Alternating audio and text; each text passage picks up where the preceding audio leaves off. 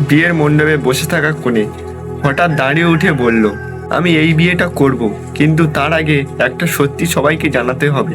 তারপর সে এমন একটি কথা বলল যা শুনে বরপক্ষের সবাই পুরো স্তব্ধ হয়ে গেল।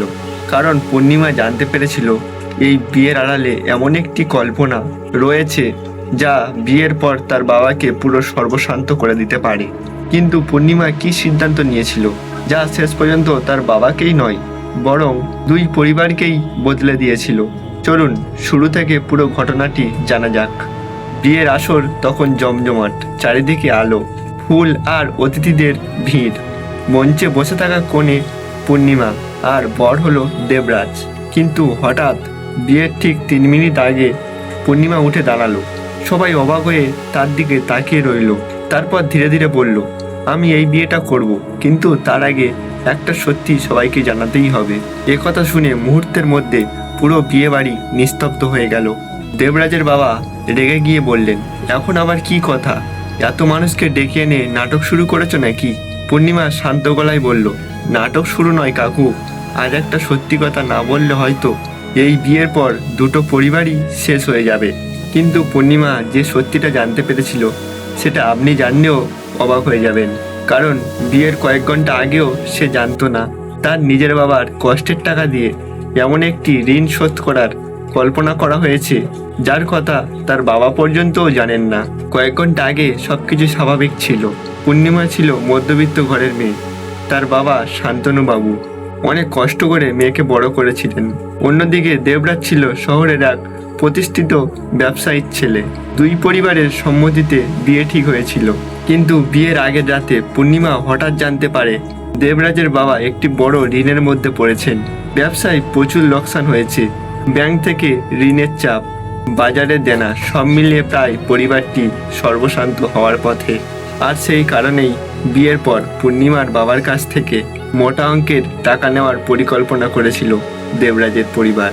কিন্তু পূর্ণিমার বাবা এসব কিছু জানতেন না, বরং তিনি মেয়ের বিয়ের জন্য বাড়ি বন্ধক রেখে টাকা জোগাড় করেছিলেন। সেই রাতেই পূর্ণিমা বাবার কষ্টের কথা জানতে পারে। সে বুঝতে পারে যদি আমার বিয়ে দেবরাজের সাথে হয়, একদিকে দেবরাজের পরিবার বাঁচবে ঠিকই, কিন্তু তার নিজের বাবা হয়তো সর্বশান্ত হয়ে যাবে। পূর্ণিমা সারা রাত ঘুমাতে পারেনি। সে একটা সিদ্ধান্ত নিয়েছিল। পরের দিন বিয়ের মণ্ডপে দাঁড়িয়ে সে বলল, আমার বাবা আমাকে মানুষ করতে অনেক কষ্ট করেছেন। আমি তার কষ্টের ওপর দাঁড়িয়ে কোনো নতুনভাবে সংসার শুরু করতে পারবো না। দেবরাজ কথা শুনে মাথা নিচু করে দাঁড়িয়েছিল। পূর্ণিমা এবার দেবরাজের দিকে তাকিয়ে বলল, তুমি যদি সত্যিই আমাকে ভালোবাসো তাহলে আমার বাবার কাছ থেকে 1 টাকাও নেবে না। দেবরাজ কিছু বলবার আগে তার বাবা চিৎকার করে উঠলেন, তুমি কি জানো আমাদের কত টাকা দরকার? এই বিয়ে না হলে আমাদের পরিবার পুরো পথে বসবে। পূর্ণিমা উত্তর দিল, তাহলে বিয়ে দিয়ে আমার বাবাকে পথে বসিয়ে আপনার পরিবারকে বাঁচানোটা কি ন্যায়? কথাটা শুনে সবাই চুপ করে রইল। কিন্তু এবার দেবরাজ যা করলো সেটাই বদলে দিল পুরো পরিস্থিতি। কিছুক্ষণ পর দেবরাজ এগিয়ে এসে পূর্ণিমার পাশে দাঁড়ালো। সে নিজের বাবার দিকে তাকিয়ে বলল, বাবা, এতদিন আমি ভেবেছিলাম ব্যবসা বাঁচানোই সবচেয়ে জরুরি, কিন্তু আজ বুঝলাম মানুষের সম্মান বাঁচানো তার থেকেও বড়। তারপর সে নিজের পকেট থেকে একটি কাগজ বের করলো। আমি গতকাল সিদ্ধান্ত নিয়েছিলাম বাবার ব্যবসার দায়িত্ব আমি নেব, কিন্তু কারোর কাছ থেকে টাকা যৌতুক নিয়ে বা সাহায্য নিয়ে নয়, নিজের পরিশ্রমে। দেবরাজ পূর্ণিমার বাবার সামনে গিয়ে মাথা নিচু করে গিয়ে বলল, কাকু, আপনি আপনার মেয়েকে আমার কাছে দিচ্ছেন, এটাই আমার কাছে সবচেয়ে বড় সম্পদ। আমার টাকার দরকার নেই।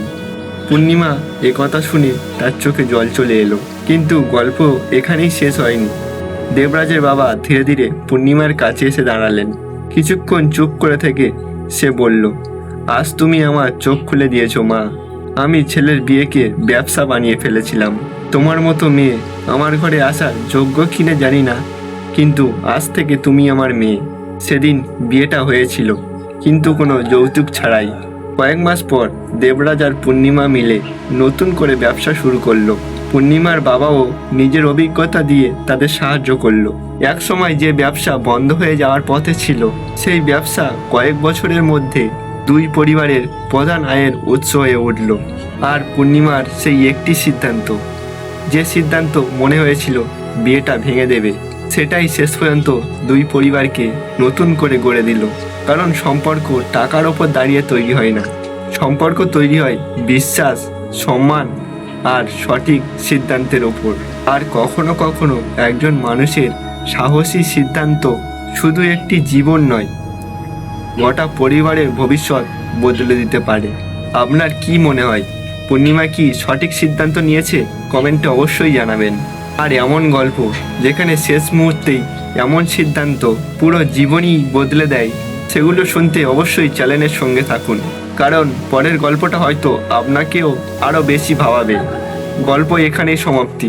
যদি গল্পটা ভালো লেগে থাকে তাহলে অবশ্যই সাবস্ক্রাইব করে পাশে থাকবেন।